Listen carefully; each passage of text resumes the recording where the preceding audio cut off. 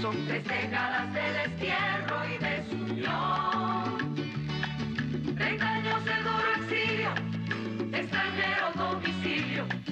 Qué pena de son que canta, errante generación. Saludos amigos de Cuba y su historia, parte de la programación en español de la WLRN, Canal 17, Televisión Pública. Mi nombre es Alberto Müller. En el día de hoy vamos a tener yo diría el primer programa del año 25, así que feliz años para todos, ¿no? Pero el tema además es apasionante porque vamos a comentar y a compartir con ustedes la historia de los astilleros de La Habana. O sea, una historia que no solamente es importante para el desarrollo de La Habana, sino que es importante para el desarrollo no solamente cultural de Cuba, sino económico. Y para este tema de los astilleros de La Habana, pues tenemos a un historiador, un amigo, Julio Ulloa, al cual le damos la más cordial bienvenida en Cuba y su historia. ¿Cómo estás, Julio? Muy bien, Alberto, y primeramente quiero agradecerte por la oportunidad de conversar un poco sobre el tema de los astilleros, Sí. Que hasta cierto punto es un tema poco conocido, no sé si me explico, Sí, es poco conocido. No sé, por ejemplo, no se conoce tanto como que Cuba era la cuna del azúcar, la cuna del tabaco. El astillero más bien ha sido un poco olvidado. Y al final del día, los primeros 3 siglos de la historia de Cuba, los astilleros eran probablemente... O sea, 16, 17 y 18. hasta parte del siglo XV, sí, 16, 17 y 18, los astilleros eran, en mi opinión, el motor económico de Cuba, Claro. el económico y comercial. Hay un hecho interesante que es como anecdótico, ¿no? Y es en el año 8 cuando Sebastián Ocampo entra en la bahía, Sí. supuestamente estaba haciendo el bojeo a Cuba y tuvo que arreglar la nave en la que navegaba, ¿no? Y valga la redundancia.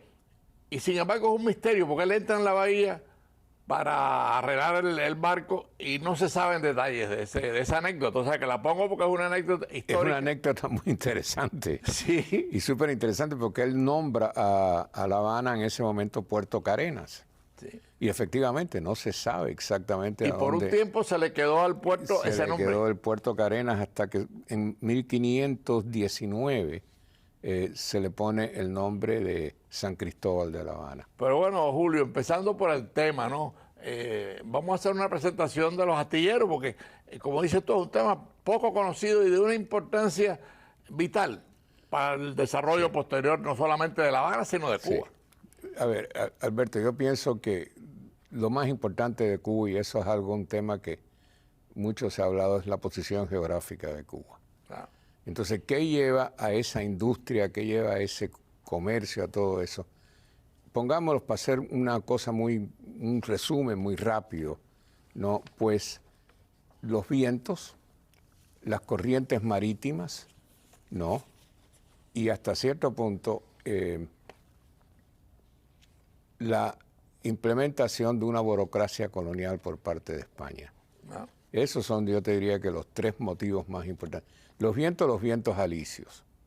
Las corrientes, porque es la corriente de las Bahamas, ¿no? Con la que suben en el tornaviaje o viaje de regreso a España. Entonces ahí viene el tema de que las flotas, cuando se dan las instrucciones de navegar en conjunto, ¿no? Para protegerse de los piratas y protegerse de los ingleses, etcétera, pues empiezan a entrar anualmente flotas a La Habana. Y empieza a hacerse la construcción de los astilleros. Y el primer astillero, o los primeros barcos de La Habana, yo te diría que datan de los 1500 y pico, 1560, ¿no? Por ejemplo, si uno mira, es un señor Pedro Menéndez de Avilés, quien en 1550-1560 promocionó y fomentó la creación del astillero de La Habana. Y ese primer astillero estaba, si te ubicas, colocado entre el Castillo de la Fuerza, o lo que fue el Castillo de la Fuerza en un momento, y la Intendencia de Marina. entrando a La Habana, ¿no? Y ya en esa época empiezan a construirse barcos. En esa época empiezan a construirse barcos. Y los primeros barcos, yo te diría que los primeros barcos famosos que se hacen en Cuba son el Nuestra Señora de Atocha y el Santa Margarita. Y no olvidemos otra cosa, que en esa época todos los barcos pues tenían un nombre y una advocación religiosa, Sí. que es interesantísimo. Eso es muy español, muy que es español. muy español. Sí. Toda la Marina entera española pues tenía ambas. Y en esa época pues también existían o empezaron a existir, sobre todo durante el siglo XVII, más de un astillero en las colonias españolas.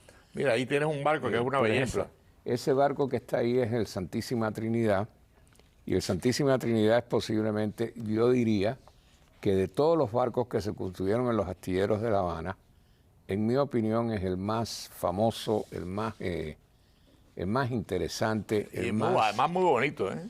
y muy bonito, es un barco muy bonito, el Santísima Trinidad. Y ahora tenemos el de San Ignacio de Loyola, creo que es ese, ¿no? Tienes el San Ignacio de Loyola. Todos esos barcos son barcos construidos en el astillero, en lo que ya fue el astillero real de La Habana. ¿Y de dónde sale porque además Cuba tenía maderas muy, muy bonitas y muy fuertes. A ver, y de ahí sale la utilización de la madera cubana, del cedro y la caoba. Efectivamente. O sea, por virtud de las maderas cubanas, también se forma el astillero o los astilleros lo que se llama el Real Arsenal de La Habana en Cuba.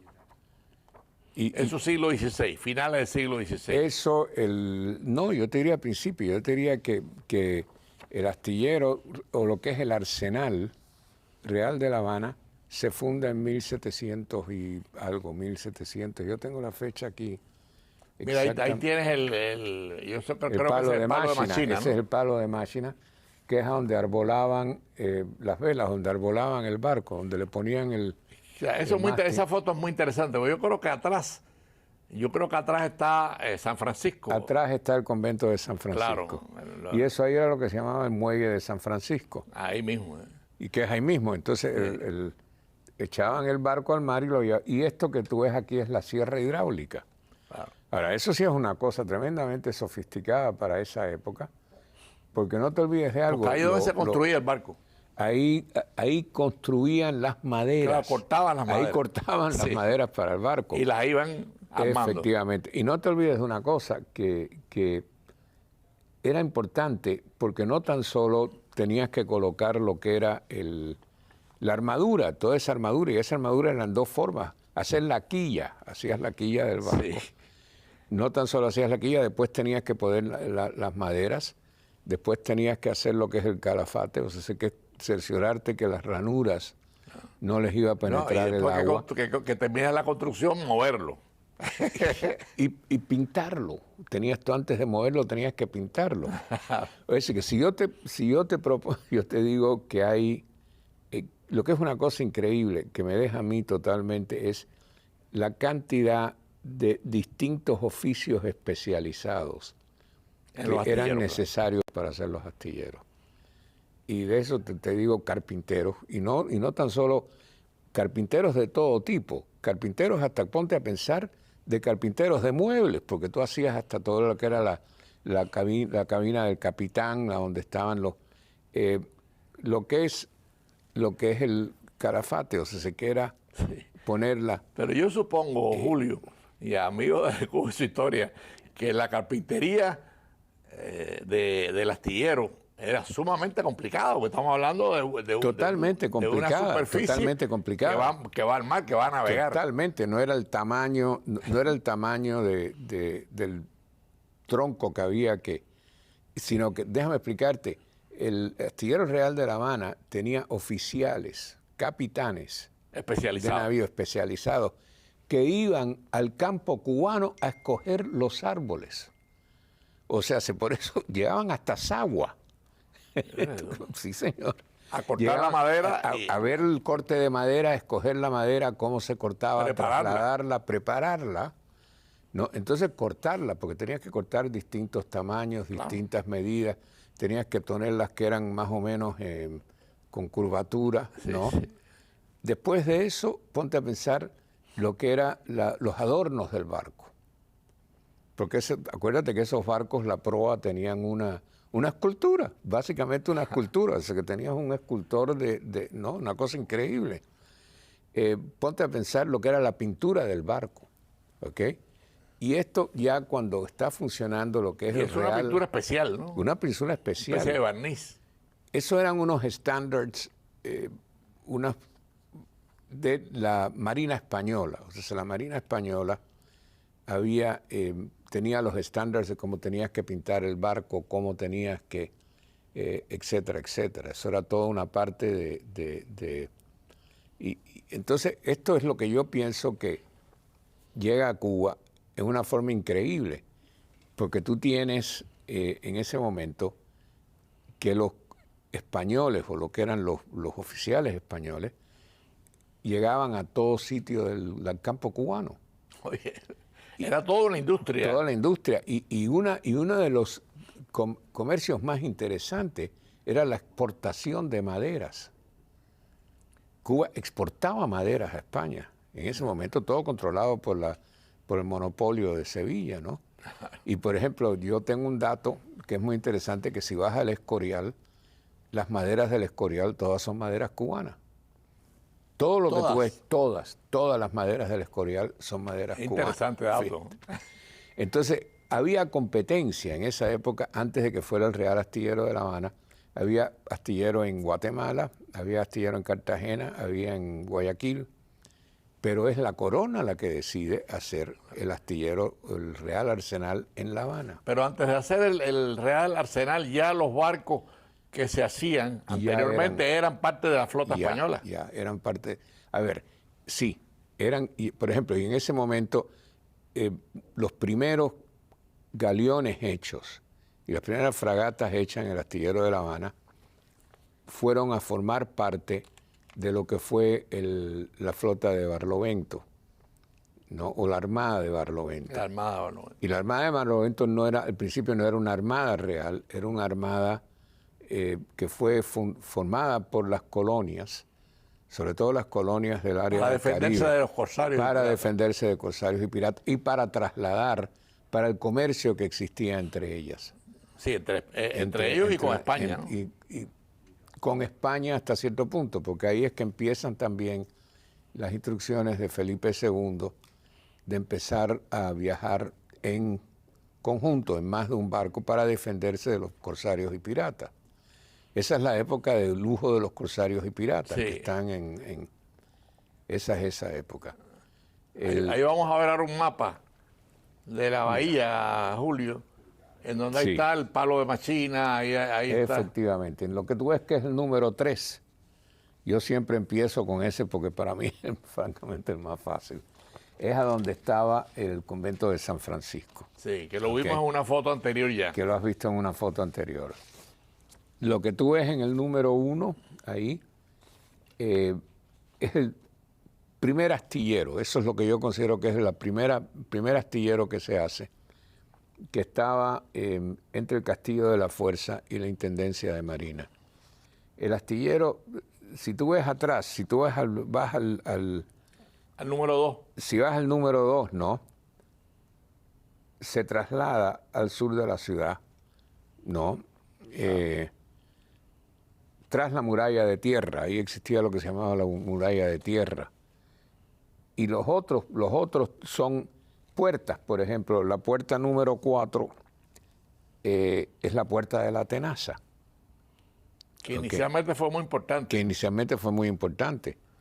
La puerta número... la 5. La 5 es la puerta nueva de la muralla, uno que se llama Puerta Bonet, Puerta Bonet. Y ahí mismo hacia el sur está Muralla, el barrio. Todo eso por ahí está Muralla, ahí mismo está el barrio, está el barrio Muralla ahí, efectivamente, el barrio Muralla está ahí. Que es interesante después en el desarrollo posterior, porque hay después 3 barrios. Está Muralla como uno de los 3, el cerro un poco más al sur y el Efectivamente. vedado un poco más hacia el sur. Efectivamente. Todo eso ahí, date cuenta, a ver, el astillero real de La Habana eran 9 hectáreas, Alberto. Sí. Pues no era bobería, eran 9 No, hectáreas. finca. Amigos de Cuba y su historia, para los que han sintonizado tarde, estamos en un programa, yo diría, sumamente interesante para empezar el año 25, además deseándoles a todos ustedes que este sea un año próspero, de paz y en familia. Pero en el día de hoy, en Cuba y su historia, estamos tratando el astillero de La Habana, y para eso tenemos al historiador y amigo Julio Ulloa con nosotros. Y a mí me ha resultado interesante. Yo, a pesar de que tengo que estar en el papel de medir mucho el tiempo y de presentar al historiador, el tema es apasionante, Julio, porque estamos compartiendo con los amigos televidentes el desarrollo inicial de Cuba y, por supuesto, el desarrollo de La Habana con sus astilleros, donde se construían con maderas cubanas toda una flota española que después inclusive fue una flota de guerra. Pero bueno, ahí te dejo el tema, Julio, que tú eres el que sabe esto. No, Alberto, como te estaba explicando, eran 9 hectáreas los astilleros. Ahora, piensa que la porción máxima, donde más, aproximadamente yo diría unas 6 hectáreas de ese terreno, de ese gran lote, ¿no? Pues eran almacenes. Porque tenías que tener, piensa en la cantidad de... Almacenes de madera y almacenes de mecánicos. Tenías almacenes de madera. Tenías, en fin, pintura, tenías cosas, fundición por los cañones, porque estos salían armados. Ya salían armados del astillero de La Habana. ¿Los cañones se fundían ahí también? Los cañones se fundían ahí también. Bueno. Es más, hay un dato interesante, los cañones del Prado son fundidos en La Habana. ¿En el astillero de La Habana? Pienso que sí, pero son traídos, son cañones ya desechados de los fuertes y fundidos en La Habana. Esos son todos fundidos con cañones de verdad. Ahora, Julio, aquí viene los leones, digo, perdona, no, los leones. Los leones del Prado. Los leones del Prado, Sí, me equivoco, perdóname. Los leones del Prado además son muy bonitos, además. son muy bonitos, son fundidos en La Pero Habana. aquí hay una fecha que yo quería, porque hay que tener cuidado con el tiempo. Y es ya en el 1762, ya siglo XVIII, la toma de La Habana por los ingleses. A ver, la toma de La Habana por los ingleses. Vamos a hablar un poco de eso, porque ahí hubo una reestructuración, después vino un acuerdo al año. Sí. Vamos a ubicar La Habana en ese momento. A ver, la toma de La Habana por los ingleses en 1762, ¿no? Hagamos una breve... Lo importante de la toma de La Habana es que no existía la cabaña. Ojo, la cabaña se estaba construyendo. Sí. Y los ingleses entrando por Guanabacoa... Pero el morro sí ya estaba, el castillo. El morro estaba. Sí. El morro estaba y el morro estaba súper bien defendido. Sí.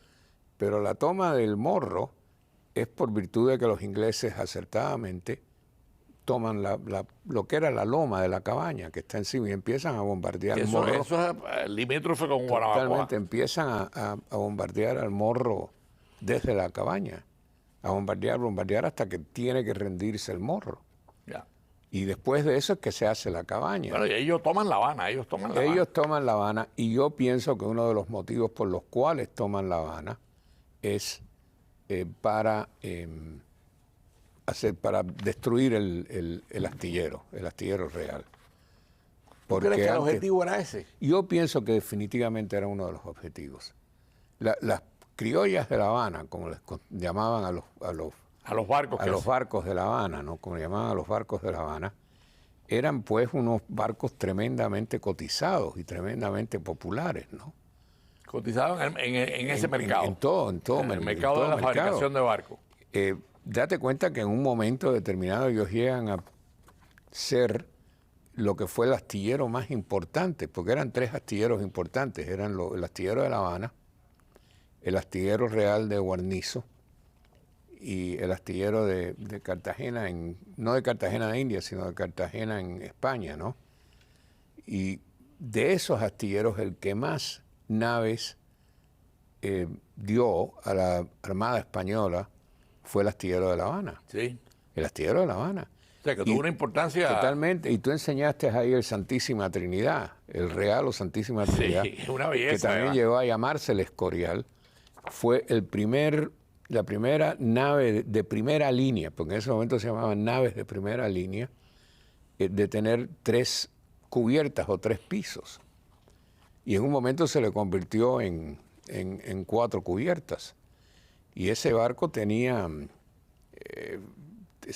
más de 100 cañones. Pero bueno, para dejar porque por el tiempo, la toma de La Habana, los ingleses intentan no solamente tomar La Habana y llegar a Oriente y Santa Clara. Ahí se encontraron con una resistencia Tremenda. y no pudieron tomar a Cuba. Y viene ya el acuerdo final de salir de Cuba, El pacto, y por el cambio de la Florida. El pacto de la familia, cuando España entrega la Florida y recibe de vuelta a La Habana y a Manila. Sí. Pero acuérdate que Manila era parte de todo este conglomerado imperial. Bueno, toda la influencia hispana en Filipinas, ¿no? Y lo que demuestra la importancia de los astilleros es que se dedican a destruir el astillero real o el Real Arsenal. Cuando los ingleses se retiran al año de La Habana, antes de retirarse, destruyen hicieron papilla el astillero. Hicieron papilla.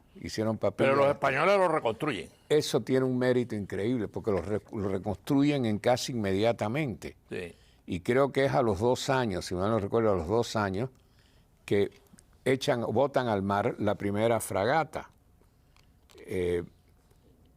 Y es increíble porque después de eso es impresionante la cantidad de barcos que... La reconstrucción viene por la colonia española en 1622. O sea, reconstruyen los astilleros de La Habana. Reconstruyen los astilleros. Y ahí se convierte ya el astillero en 1760 y... Ya es real. Antes de eso era el astillero real. Ah, ya. El astillero real empieza en 1730. 1720 y pico, 1730. A principios del siglo XVIII. Y eso se debe básicamente a 2 personas, un señor Juan Montalvo, y Juan Montalvo es un hombre que ya viene con la experiencia de lo que son los estándares de los barcos que necesitaba España. Para que necesitaba España para la Armada Española. Claro. Y él implementa eso, ¿no? Y ya empiezan a ser más sofisticados lo que eran las criollas de La Habana, como ellos les decían, ¿no? Y La Habana es la que más barcos empieza. Y ya antes de la toma de La Habana había dado una cantidad de barcos a la Armada Española increíble. Y después también, ese Santísima Trinidad peleó en más de una batalla.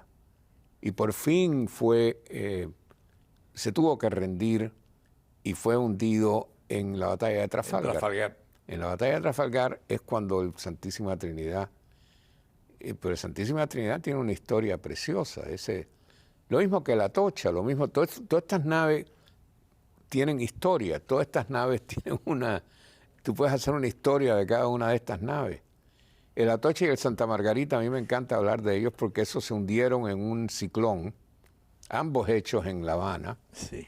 Y se hundieron en un ciclón en el Canal de las Bahamas, y eso uno puede ir a visitar el museo de Mel Fisher en Key West, y ahí están los restos de los tesoros. Pero no podemos dejar de mencionar, para ubicarnos históricamente, cuando viene la derrota de Trafalgar, viene la invasión de Napoleón, que nombra a su hermano efectivamente rey de España. O sea, eso es lo que ya determina la crisis económica española. Ya en ese momento los astilleros dejan de tener la importancia que habían tenido hasta ese momento. La Armada Española queda en un plano totalmente secundario, sí, ¿no? Y derrotada. Derrotada por completo. No se vuelve a reestructurar. España entra en ese periodo de crisis económica y política. Pero acuérdate que viene toda una serie. Y ya viene la independencia de las colonias americanas. Viene la independencia de las colonias Cuba, americanas. Que es la última, pero... Que ahí viene también una influencia. Pero entra Cuba también. Vienen las guerras de independencia de Cuba. Ya los astilleros en un momento en la guerra de los 10 años tratan de hacer una... Y no se puede, ya están destruidos los astilleros. O sea, que la industria de los astilleros ya casi desaparece. fue así esa. Es cuando viene el auge del azúcar, porque es cuando viene y poco a poco se va industrializando la industria azucarera. Claro. Y lo que es astilleros y todo eso pasa a un plano muy secundario. Y ya cuando Cuba, viene la República de Cuba, a principios del siglo XX, se venden los terrenos. Los terrenos del astillero. Todos los terrenos del astillero, se construye la estación de trenes. No, y ahí entran los barrios, ahí entra Muralla, el Capitolio Nacional. el Capitolio, el Cerro. Totalmente, todo eso pasa a ser. Pues bueno, Julio, nos quedan 3 minutos de programa.